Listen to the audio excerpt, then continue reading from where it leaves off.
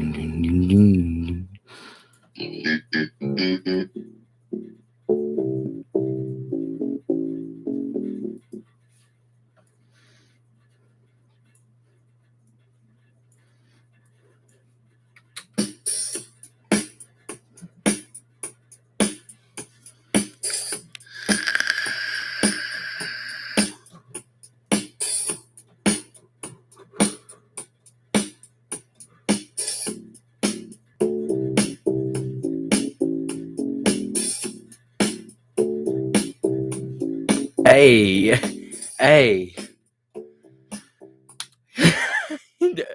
I'm gonna be honest. This part right here got me thinking about, like, kind of reminded me of Billie Jean. It sounds like Billie Jean.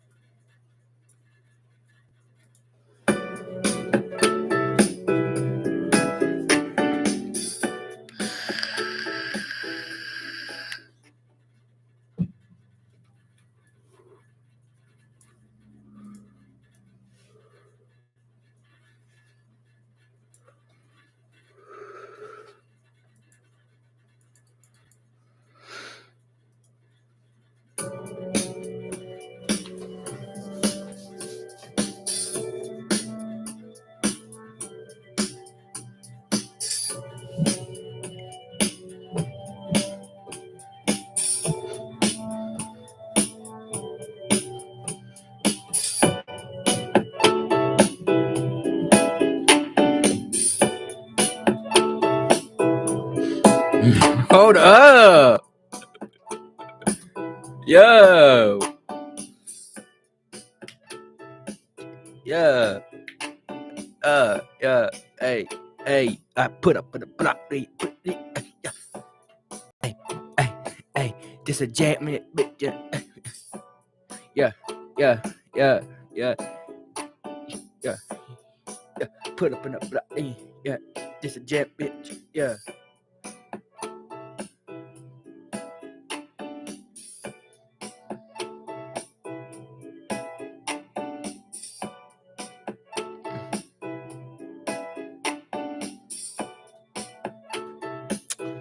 Yeah, hey, let's add some vocals, maybe. The vocals. Let's let's see, let's see.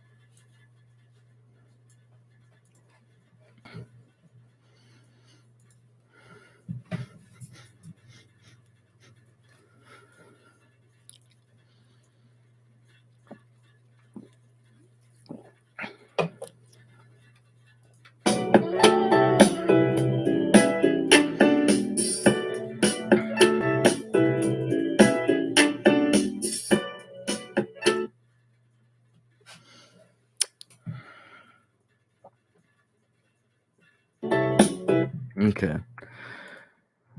That beat. That beat's alright. That beat's alright.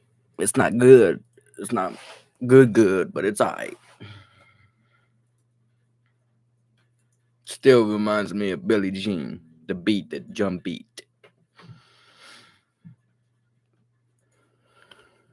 Kind of want to know, like, I love making sets.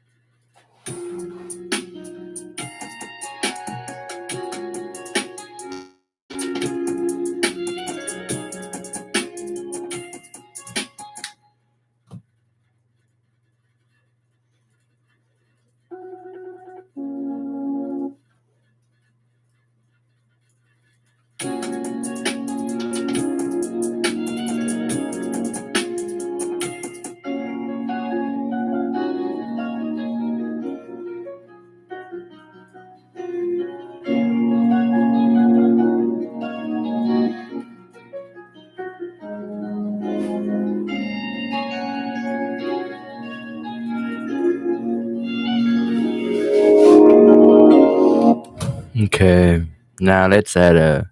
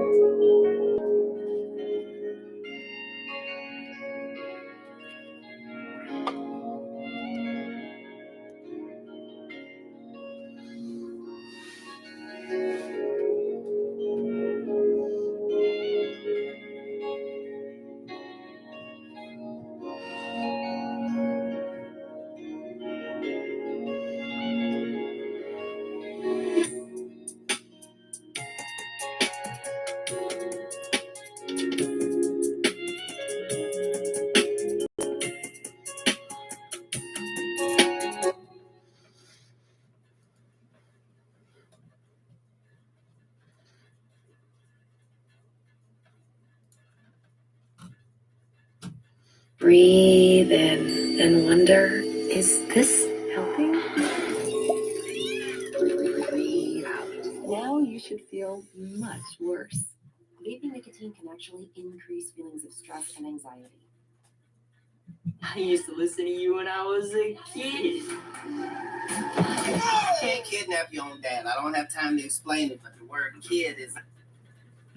Hello, zombies! Today we are going to be reacting to Mrs. Doubtfire. If you don't know who I am, hello, my name is Mikey, but spelled funny, M-Y-K-I-E. I am a special effects makeup artist, and I also have... Today we are going to be reacting to Mrs. Doubtfire. If you don't know who I am, hello, my name is Mikey, but spelled funny, M-Y-K-I-E. I am a special effects makeup artist, and I also have a film degree. So we are going to combine my two favorite things right now, actually three, Robin Williams, and I'm gonna react to one of the greatest movies of all time, Mrs. Doubtfire. If you haven't seen this movie, stop everything right now. Go watch it. It's a classic. It's a 90s classic. When was this made? Peter, go ahead. Tell me. I'm sure you know. What was the budget, Peter? I'll guess 20 million. It was 93. 93 million? Oh. 1993 million. Gotcha. No, it was 25. Damn, it's close to guess. So close. Well, what did it get in the box office? I just saw it. An honest. It grossed 441 million. Whoa! So it did well. Second highest grossing film of 1982. Oh my god. What was the first? Did Jurassic Park come out that year? Jurassic Park. What's the Jurassic? Damn it, Peter. He's good. $914 million. Oh, so it demolished Mrs. Doubtfire. Oh, what a good time for movies. Honestly, the top five are very weird. It's Jurassic Park, Mrs. Doubtfire, The Fugitive. Schindler's List. Schindler's List is 4. Okay. Sleepless in Seattle is 8, and Philadelphia is 9. Philadelphia was the other one I was going to guess because this year the Oscar nominations for Best Makeup were Mrs. Doubtfire, Schindler's List, and Philadelphia. Mrs. Doubtfire won. Yay! So this is an iconic film, not just for how well it did in the box office, but also because makeup-wise, it is an Oscar-winning film. The makeup was by Greg Kenham, V. Neal, who, we love here, and I'm not going to say this right, Yolanda Tusing. V. Neal was a redhead when she was accepting her Oscar for Best Makeup. So cool. Let's just begin. I'm going to watch through the movie and do a general reaction, but I'm going to focus mainly on the scenes in which we are looking at the makeup. I got my AirPods in. I'm ready to go. Some of you wanted me to recreate this look. I'm not even going to try because, as you'll see, it's a very complex makeup look. It's highly custom. Probably the closest I could ever get to recreating it is the witch from Sleepy Hollow, but it was a Robert Loggia version of Mrs. Doubtfire. If you want to see the closest thing I can do, just go check out that video. It's a good video anyway. If I tried to do it with what I have here in 2020 pandemic land, I would probably end up looking like the baby from the worst rated IMDb movie. Stop trying to make me put you through that again. You guys think you want it, but you don't. I promise you don't. If you don't know what this movie is about, it is a lovely, wholesome family story about a dad that just loves his kids so much that he is willing to do all kinds of criminal shit to see them. It's very touching, very sweet. There's a film theory video that they did on Mrs. Doubtfire that's just racking up all of his crimes that he commits in this movie.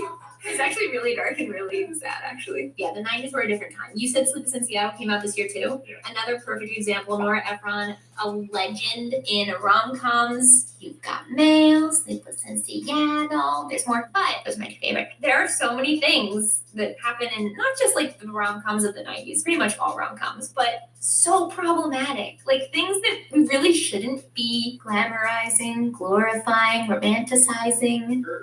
Yeah, in Sleepless in Seattle, like Meg Ryan straight up goes across the country to get a look at Tom Hanks because he's faceless up until that moment. And she is literally peeking around the corner watching him and his son play on the beach, and she's just like, and because Meg Ryan's cute, you're like, it's not okay. That's kind of the thing with a lot of rom-coms, and I'm getting off topic, I know, but a lot of rom-coms hinge on being super cute or super problematic depending on if both parties are into it. If one party's not into it, it is suddenly a horror movie. But if both parties are into like the cat and mouse game that goes on in a lot of rom-coms, then it's great. Peter, you've written many a rom-com in your day. Do you have any problematic stuff in there that I should know about? You really don't want me to get started talking about the problems with We're already so far off topic, and then I open up that can of worms. Actually, that would be a fun video to do. Want to trash a rom-com with me? Or several? Yes. Like this video if you want to see us ruin love. My specialty. I wanted to show you my friend's tattoo. I want that tattoo. So, back to what I was saying. You know what? I'm going to make you wait 1 second longer. Here's our message from our sponsor, Skillshare. Skillshare, you're in turn, bring it. To anyone. To the first 1,000 people who click the link. But this is longer than 1 second. Not a Robin his wife, maybe by any means. In fact, it's an anti-love story because Robin Williams and his wife are separating because he's a sucky dad and family man, and he's irresponsible, self-sabotaging. He's basically a child. He's a grown-ass child. It's impossible not to like this movie because of Robin Williams. Everything he's ever been in is just a masterpiece in my mind. I'm highly biased. He reminds me a lot of my dad, but he was like everyone's dad. He was America's dad in the 90s. And he's so good in this that I think it's part of why he can get away with a lot of the highly problematic things that the character does in the movie because he's just so lovely. But early on, we see him establish that he has very high morals to the point that he'll walk out of a voiceover job and quit it because they're promoting smoking in a cartoon. Even though they're going to reassess his position in 3 months when they split up, he does not get the visitation rates more than 2 days a week. For now, he doesn't get to see them a lot because he doesn't have a job and he doesn't have a home. She's keeping the home. She's got the job. She's being mom of the year. He couldn't wait 3 months, which leads us to the premise of the film in which he decides, because his brother is a special effects makeup artist, that he is going to dress up as an old woman, act as a nanny, make sure he gets the job, and then be with his children every day. Let's see how that works out for you, Robin. I might explain saving the cat. Oh, Peter, being a cinephile again. So the part where he quits his job with his high morals that's saving the cat so that you like the character moving forward, so he can do all the bad stuff. Yeah, but even without that, it's Robin Williams, so he would have been fine. Certainly. Same reason Tom Hanks gets to be you got that. Right, which, It's also problematic. yeah, but it's Tom Hanks. Am I ever gonna get to the stuff I need to get to? I've had this video idea on my list for a while, but then I saw that there's a documentary coming.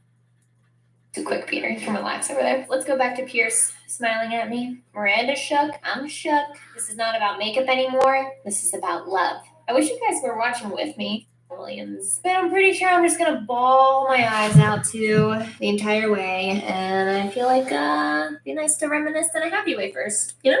I love this scene with Miranda. Miranda's the wife. Pierce Brosnan. Ooh. He's kind of like Cal Hockley. Billy Zane in Titanic. Yeah, I heard about how deep that crush went. Speaking of which, at some point in the near future, Peter is going to spend an entire video ruining all of my favorite movies for me by telling me facts about them that I never knew. It all started because he told me that Billy Zane is wearing a wig in Titanic. That's your spoiler for you. I want you to get roped in as much. Billy Zane is wearing a wig in Titanic. That's your spoiler for you. It all started because he told me that Billy Zane is wearing a wig in Titanic. That's your spoiler for you. I want you to get roped in as much as I am. And it broke me at my core. So we have a whole video lined up where he's going to do more of that. Just want you to get hype. I'm not looking forward to it, but I hope someone is. I am. It's a little too quick, Peter. You can relax over there. Let's go back to Pierce smiling at me. Miranda's shook. I'm shook. This is not about makeup anymore. This is about love. I wish you guys were watching with me. If you guys want to like sit near me, feel free to. I got Pierce Brosnan right here Good. at all times.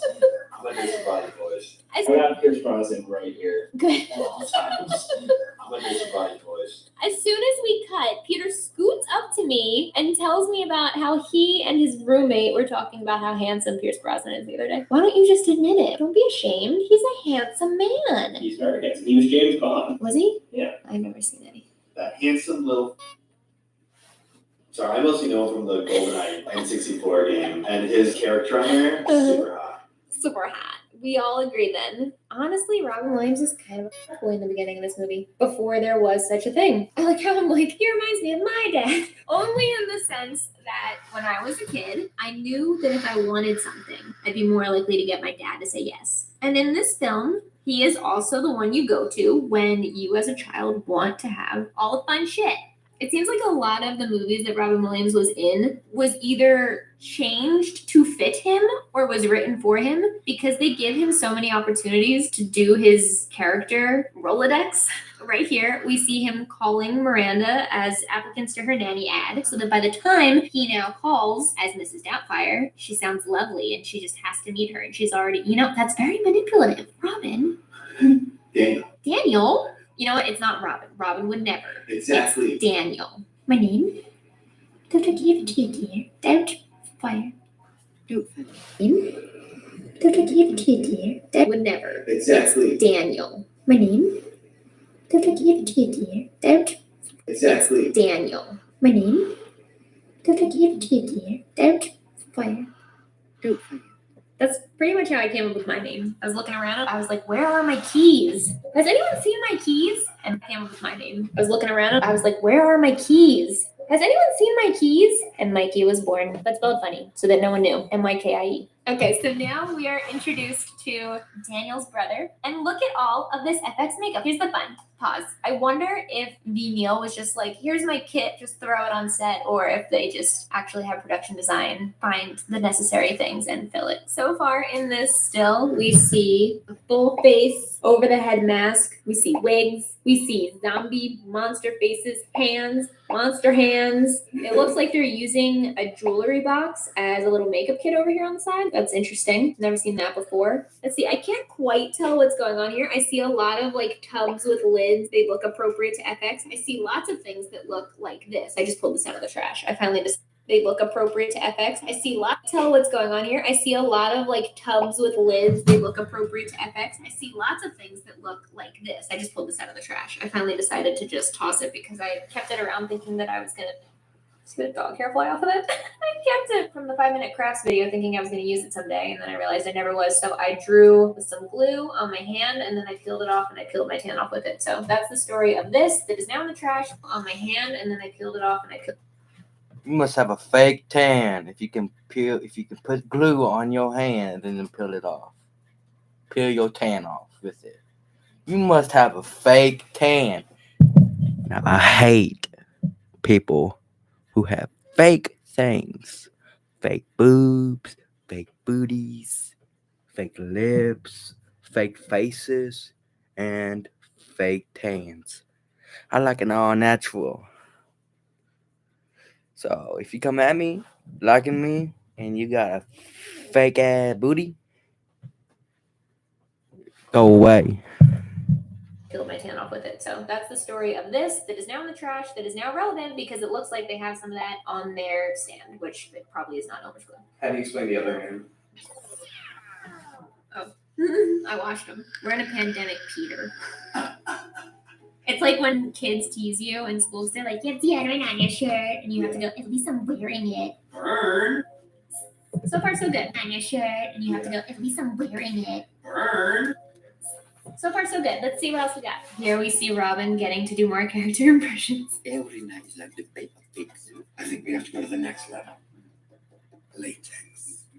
Latex. Okay, so here we have a major comedy. Latex. Latex. Okay, so here we have a major comedy family movie talking about latex in special effects makeup, which is super cool. And the first character that we see is an old woman that doesn't end up being the one that he goes with. It looks too much like him still, but he clearly has foam latex prosthetics on his face and on his nose. This makeup looks amazing. It's great. It's super seamless. It's good that they make his brother like a very skillful, talented Hollywood level special effects makeup artist, because if they tried to sell him as anything else, it wouldn't fly, because this is obviously really, really, really good work. No, I feel like Bobby, this is not working. You know this isn't working, but don't worry, it's a work in progress, and you're my brother. I will never let you be embarrassed. God bless you. I think we're gonna have to do the entire face. Like they said, it looks too much like him, so they have to do the whole face. I'm trying to see what else is on their desk. I can't really make out anything, but the creatures that they have in the top right of the frame are super cool, and I would like all of them. And I'm wondering if they're Beaniels or Greg's. So that's also a foam latex nose to look more like Barbara Streisand. Blending so good, as it would be. Oscar-winning makeup. I'm not gonna have anything negative to say. If you were looking for me to rip something apart, it's not gonna happen, except for 90s rom-coms. I will gladly do that. Oh, I don't think I have the strength. All right. I have some plaster. Here he says they have some plaster, and he starts mixing it up, and this is because we can presume, since they're going to do the whole face, he's going to make an entire life cast of Daniel's face to be able to sculpt something custom to him. This is what they ended up doing in real life in designing the makeup. They had a reference picture from, I think they said, a woman in the 40s, just like a random older woman that they had sculpted the face to look like, and Mrs. Doubtfire was born. I don't know why I'm reacting to this like I don't know what's going to happen. I haven't watched it in a while. But here we see them doing the life cast, plaster bandages on the face. I have never filmed me making my own life cast, but I do need to make a new one soon. I was just looking at my life cast today, and I didn't realize I etched a date into the back of my life cast, and it's from 2014. So mine is 6 years old. I need a new one, but that is kind of my nightmare. I don't feel like I'm claustrophobic until I'm in a closed space, and then suddenly I'm very claustrophobic. So I've been avoiding that for a while. I'm convinced I'm going to suffocate. Some people put straws in the nose to make a life cast, and that's very dangerous, and you should never do that. So that is really the safest way to do it, and it's very scary looking. And you have to leave it there until the plaster bandages harden, and then you'll have a perfect little cast of your face. There's more to it than that. You got to mix up some supplies to go inside the plaster, but it's a fun process. For really big movies that have full body prosthetics cast, I feel empowered. I feel like the Dimitri Post diagnosis loves every inch of himself. Ask your healthcare provider if Biktarvy is right for you, and visit Biktarvy.com to view the important facts, including important warnings.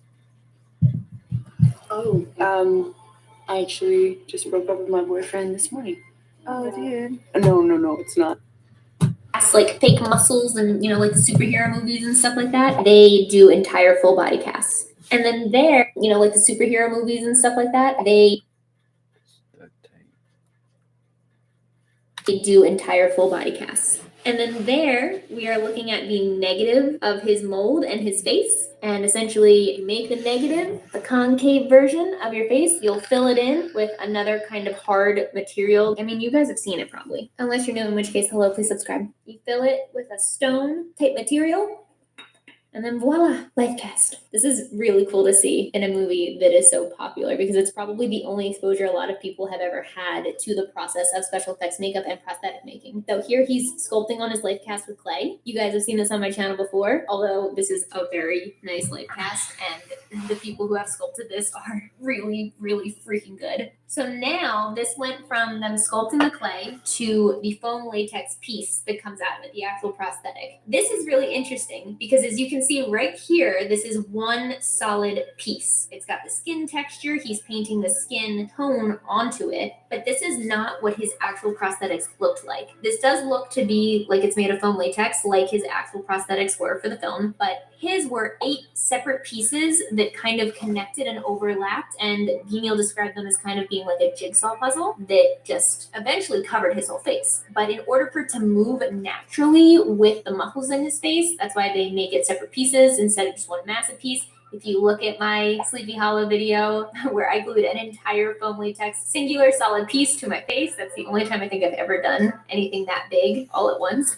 You can kind of tell when I'm moving, it moves with my face, but not super well because it's just one big.